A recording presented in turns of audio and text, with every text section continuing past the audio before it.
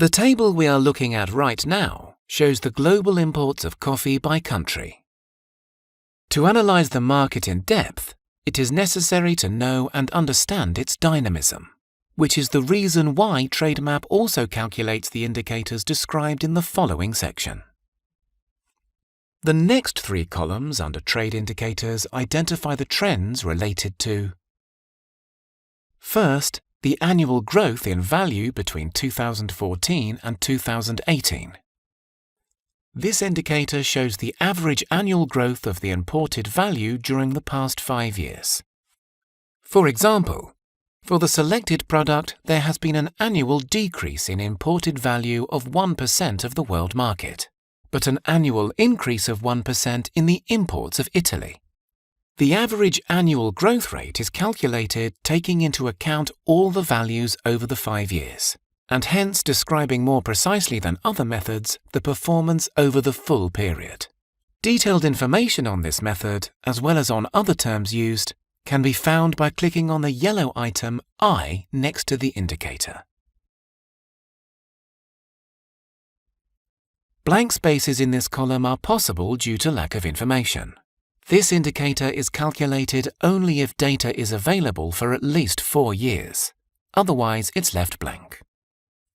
The next column in the Trends section describes the growth in quantity over the past 5 years. It is calculated using exactly the same methodology. This indicator states whether the imported quantity grew over the past 5 years and at what average annual rate. Finally, we have the growth in value between the last 2 years. This indicator is useful because it shows whether or not the 5 years trend of the imported value has been maintained recently. If the growth in value over the last 2 years differs a lot from the 5 years average, this can mean that the trend is very volatile or has recently been changing. In this case, the corresponding time series should be checked to get more detailed information on the individual yearly annual growth rates, and choosing monthly data on the most recent figures. The monthly data is normally available even for the current year, with a lag of only a few months. The dynamism section is useful to understand whether the market has grown in the past and whether this growth is rather steady or volatile, the latter making it hard to predict if growth will continue over the coming years. Also, it shows whether growth in value is stronger than growth in quantity.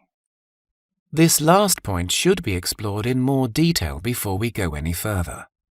If value grows faster than volume, which also means that unit values are rising, several things could be happening. The demand for the product could exceed the supply, causing prices to rise. Alternatively, demand could be shifting towards a higher quality product in the cluster, such that highly priced goods substitute low-priced ones in the basket under analysis. Also, demand could be shifting towards the more value-added presentations of the same product, such as more expensive coffee beans in consumer-sized packs for retail sale. Finally, transportation and insurance costs could be rising. While this is likely to be a generalized phenomenon across different products for the same country, it may also be caused by a shift in the mode of transport used for different products within the cluster, e.g. air freight versus sea freight. Of course, there could also be other reasons. It is important to understand that we can't jump to easy conclusions by seeing an increase in unit values. Further research is necessary. Now we turn to the third section under Trade Indicators, which gives us an idea of the market structure. The column Share in World Imports identifies what percentage of world imports each country absorbs. For example, Germany accounts for 14.2% of world imports for this product. The market shares help us to understand whether there are many different markets where producers and exporters can sell, or whether the market structure is polarized. Hence, this may give us some ideas about how competitive the destination market will be. This column is followed by 2 other columns: average distance of supplying country and concentration of supplying countries. You will find further explanatory videos for these two columns in the video gallery or later in the Trade Map playlist. The last column and final section indicates the level of tariffs applied by the country. This column shows the ad valorem equivalent tariff applied by each importing country on average for the analyzed product. On one hand, average relates to the product. It is important to note that the tariffs here are expressed at the 6-digit level, whereas actual tariffs are actually applied at the national tariff line level. Since there may be many products at the tariff line that fit within an HS 6-digit cluster, the actual tariffs may vary considerably around this trade-weighted average tariff. In addition, it should be noted that the tariffs here are averages across all possible supplying countries, because we have not specified the exporting country in this query. The data we show on Trade Map are linked to ITC Market Access Map application. With this indicator, you can compare the average tariffs applied by different destination markets and estimate the level. A deeper and more detailed discussion on tariffs, tariff advantages, ad valorem equivalent tariffs, and all related issues are available under the Resources section of the Market Access Map. You can delve into the definitions of all the terms used and further explanations on their implications to your market research activities. To find the exact tariff applied by an importer to a specific exporting country for a specific product, we recommend you use the Access module.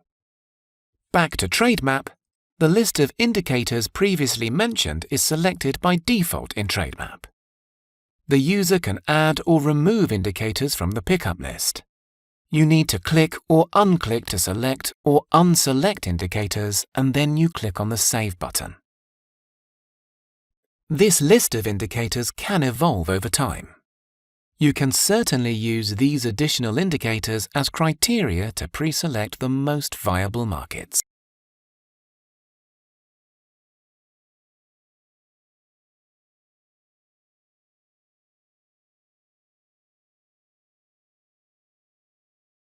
Number of non-tariff measures applied by importing countries are also available in Trade Map, and these numbers are directly linked to the detailed measures available in Market Access Map. Ease of Doing Business ranking is based on the report by World Bank. It provides an indication about the business climate in the importing countries. Estimation of untapped potential trade is a consolidated indicator based on ITC export potential and diversification assessment methodology.